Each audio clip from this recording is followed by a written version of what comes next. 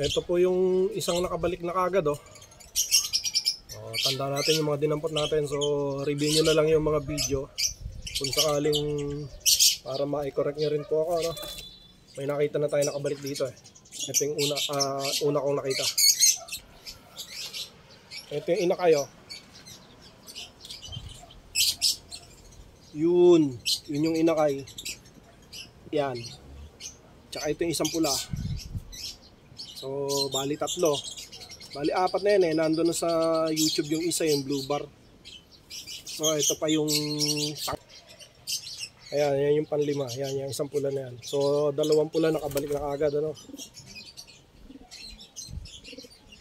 Abangan lang natin. So may 5 na tayong sure ball na nakabalik ano.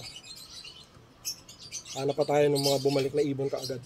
Iyan po yung pang-anim.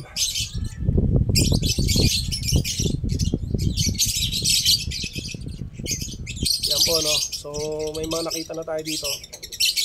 6 na ibon na yung bumalik. At ayun po yung pampito. Bali yung grisel na yan. Kasama po siya sa ano. Yung pwede nyo pong i-review yung video para makita nyo po yung mga bumalik na ibon. So from San Pedro, 7 na yung bumalik ano. At abangan na lang po natin yung 4 pa na hindi pa natin nakikita.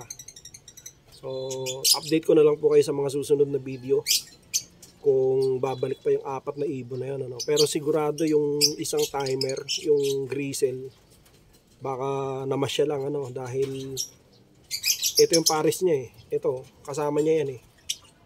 So tingnan na lang po natin kung babalik. So ito po yung mga kasama sa bumalik na ibon. Salamat po at abangan nyo po ang mga itotos pa natin mga ibon no? Kung bumabalik sila dito, ibig sabihin atin na or gusto nila talaga sa lugar natin ano? Kaya huwag kayong mandadagit dahil kung ang ibon ay aamo sa inyo,